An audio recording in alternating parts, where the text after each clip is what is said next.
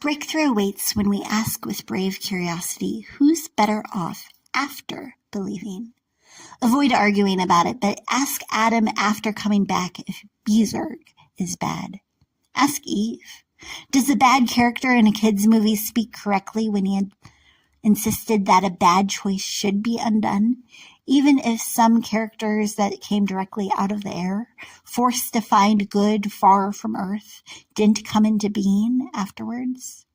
Is it all right to back up the space-time continuum and be better when the same situation comes up, or would it be better to not alternate anything when added again?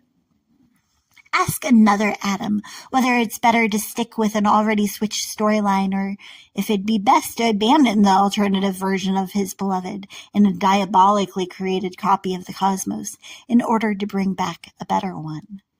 Ask any or all of the authors who have attempted to answer also whether it's bad to crave to change our current circumstances by arriving back to the scene of a bad choice to undo it. How they came to their decision. Dive into the stories they discovered in childhood. Compare and contrast the behavior of the characters in books and cinematic stories they constantly consume with a set of complicated behavioral archetypes built across the ages. Belaboring to circumscribe dirges and ecstasy from generations of graves and festivals is a feat that few can expertly do.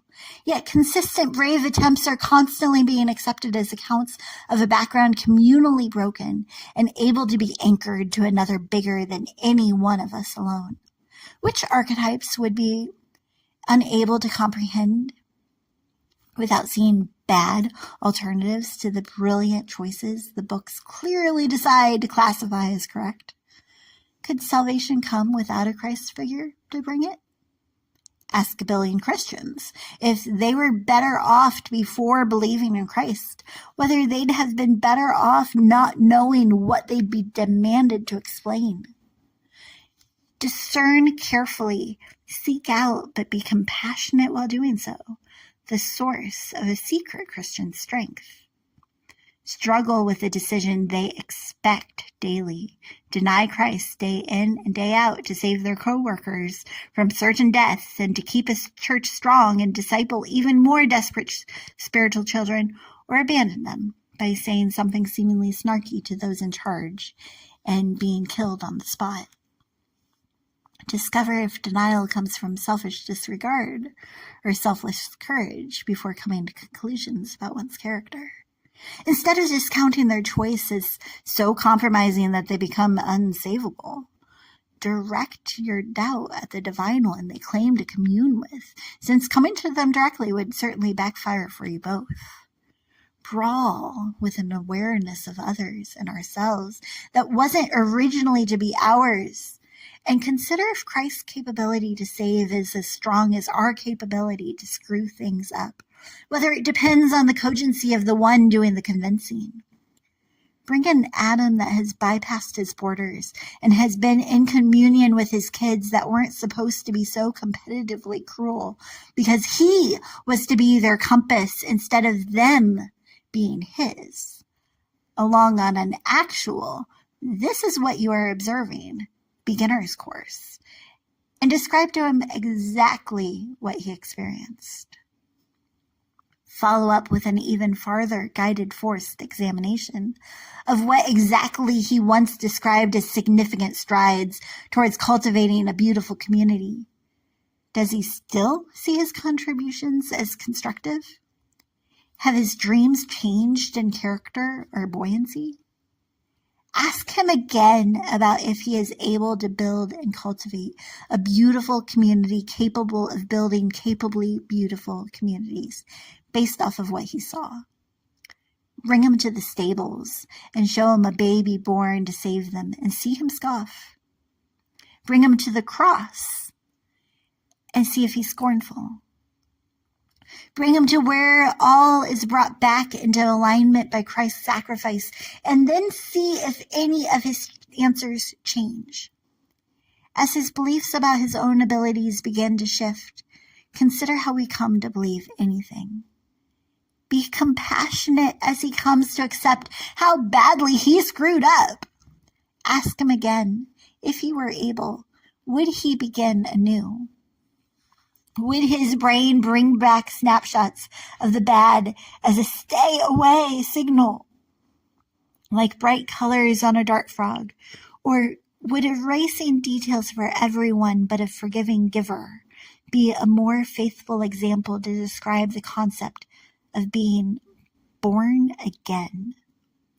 Is it a benign coincidence or a detail that explains everything, that the exchange that is exclaimed on fences and gates and on handouts throughout the whole world, how God gave himself up for us, happens to have been, instead of with a group, in front of a Pharisee? Who else was directed to become like a child again? His disciples were, but only after chastising a kid for coming. That command wasn't part of the Sermon on the Mount. Could it be that it wasn't designed for a crowd because some of them already were like babes, sweetly dependent instead of selfishly confident in one's own abilities? Ask a billion biblical academics to categorize the concept of being born again as a single circumstance or as a series of choices still occurring. See if they can describe the sensation and significance of such a concept, but be aware that any attempt to answer is bound to come short. Stay to see what they come up with anyway. Accept the allegories as just that, barely comprehensible but critical contrivances of a concept that can't yet be completely comprehended. Desire an in-depth exegesis of their decisions. Encourage debate and disclosure of doubt as to whether they're correct. Does the conception take into account how their background affects their analyses? All are at least a bit biased towards a particular answer before anything is asked. Are they brave enough to be honest but bright enough to not consider themselves to be accountable to all with their answer? Will the apologist apologize for bias buried in answers? Is she aware of it? Ask a beginner agnostic or atheist who once believed in being born again and who'd actually opt for being in communion with the divine if the intellectual disconnect between what they've studied and what they've seen and what has been said that they should believe wasn't so big. If they'd be willing to begin again.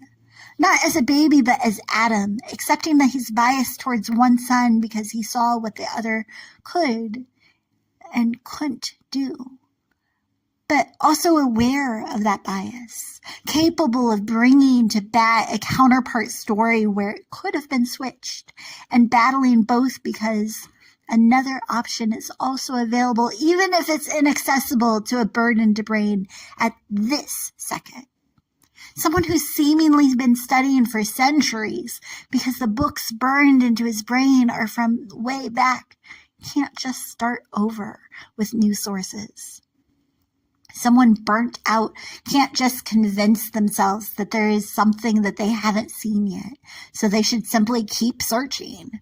But ask someone who craves bliss because awareness is overwhelming, who can't convince themselves they believe in the cognitive disconnect of eternity's flames, who finally felt free for a few seconds following exoneration from guilt because they've given up on a hope of a good judge, but is now having to hold themselves up and is having a hard time doing so to imagine themselves having the handcuffs taken off for good. Find yourself on that floor with the one fighting flashbacks. Expect it to be difficult. Distrust it if it's not, but continue to be available with assurance even when the answers appear obvious. One who's been stuck in a small cell for decades won't call a disconnected director in their car common, but instead seriously creepy. Don't enjoy their discomfort. Don't discount their confusion. What clues may have been kept from one currently stuck, unable to comprehend a concept without context? How can one speak to their concerns without confirming the definitions in each phrase when dialogue depends on common speech? One whose brain is spinning from seemingly a billion books and chaotic conversations with Christians can't be convinced by someone sticking to a script, especially one in a different dialect. Saying the same 3 scriptures on repeat without responding to any returning quotes, as would a pre-programmed NPC, will only push them away. Respond to what they are really saying. Stay, even when it's difficult and when conversations stray into unsafe territory. Be strong enough, secure enough in your own convictions not to be swayed, but open enough to not be offended when they open up also.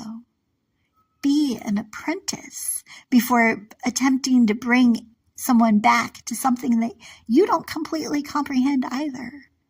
Change starts with compassion, which commences with comprehension, which comes by allowing what affects another to affect us too. After all, that's how this book began, and it's certainly changing me.